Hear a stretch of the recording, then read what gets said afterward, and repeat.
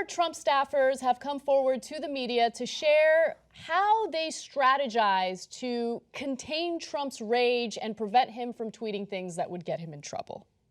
Now, interestingly enough, they had to make sure that there was a steady flow of praise and positive information for him so he wouldn't lose his mind. Let me give you the details. One said that the key to keeping Trump's Twitter habit under control, according to 6 former campaign officials, is to ensure that his personal media consumption includes a steady stream of praise.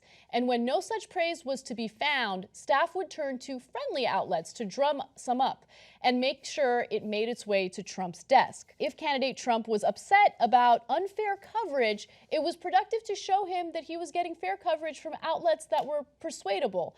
The same media that our base digests and prefers is going to be the base for his support. I would assume the president would like to see positive and preferential treatment from those outlets, and that would help the operation overall. By the way, you see the name of the person who made that statement. This isn't even a leak. This is a former staffer who's like, yeah, my name's Sam. I worked on his campaign. Here's what we had to do to keep this guy calm. He's not even embarrassed about it. I know. So he's the former communications director for Trump. What a baby. They have to say, okay, now let's give, oh, he's upset. He's going to throw his food or his feces. So let's make sure that we get him good stuff. Oh, look at this. It's a chocolate chip cookie, Donald. Oh, gosh, you like that, don't you, Donnie? So, and how sad for these conservative websites that you're what they consider persuadable. And they get you to write positive stuff, not just for propaganda purposes, which is already revolting, but so that he can keep the baby happy. Look, Donald, Breitbart liked what you said. Oh, Breitbart liked it. Oh, thank you. Oh, Breitbart. Oh, I'm happy now. Oh, that's so sad. This is the President of the United States, and what an unbelievable child he is. Oh, okay. So let's talk a little bit about his habits in terms of media consumption. So according to one of the former staffers, he rarely reads anything online, instead preferring print newspapers, especially his go-to, the New York Times, and reading material his staff brought to his desk. So the reading material that his staff brings to his desk, of course, is all positive stuff, which is, by the way, it explains a lot during his campaigning, because he kept talking about how much everyone loves him while he was actually getting eviscerated online. Like, people were criticizing him left and right, and he's like, everyone loves me, I'm the best, Americans love me, you know, and his approval ratings are terrible, and he's just completely, either he's oblivious or he's being misleading about what he thinks on that. No, he's oblivious. He really doesn't know. You can tell from his staffers. So here's what they do. When he gets bad press and he's in a surly mood and he wants to tweet something, they're like, no, Donald, no, don't tweet it, because they know the buffoon is going to tweet something wrong. So they get friendly outlets, and they named them, by the way. Daily Breitbart, Caller. Washington Examiner, InfoWars. Oh my God. They're like, oh, the aliens are on your side, Donald. Okay, oh yeah, InfoWars said the aliens are on my side. Oh, I'm so happy.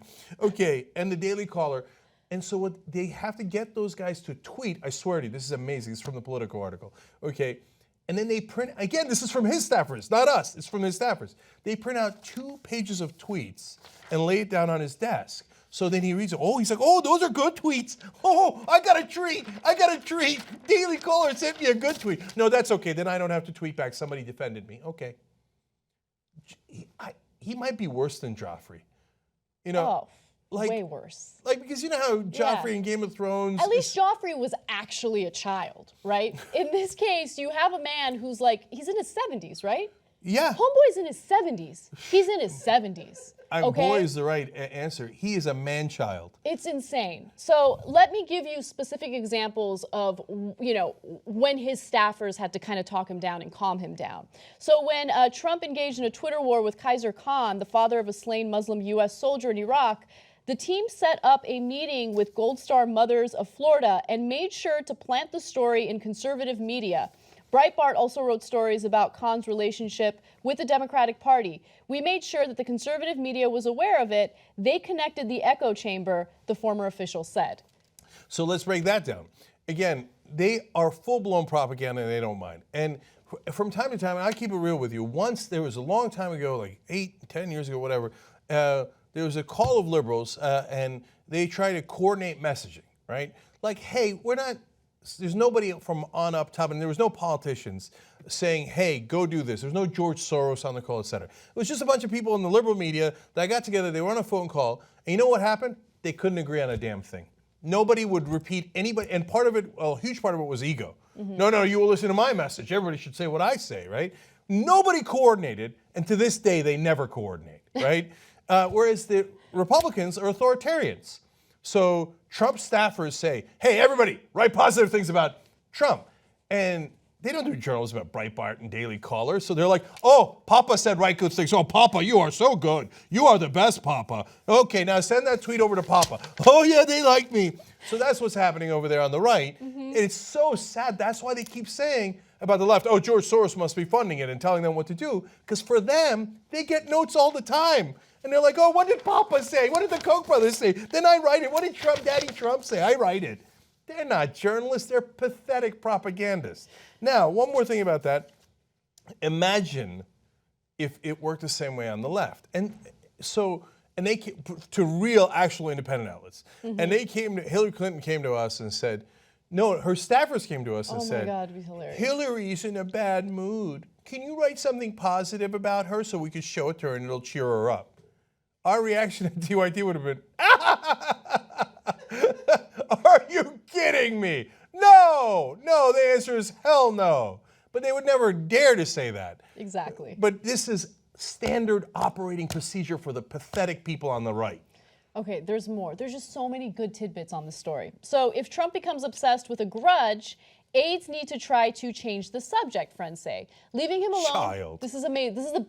This is the most incredible part. Leaving him alone for several hours can prove damaging because he consumes too much television and gripes to people outside the White House. He's not just a child. I'm really worried about not just his mental stability, we knew that from day one, but really his IQ. Like, they're worried that if you leave the president alone, he will hurt himself. Yeah. He's a danger to himself and the world. He's like, oh, me angry. Like, whoa, Donald, hold on, you're gonna stab yourself in the eye. Me get Twitter, I gotta rage. Let's put some watchers on the wall, investigative journalists to run down the Trump administration and the establishment. You can make that happen. TYTnetwork.com/go.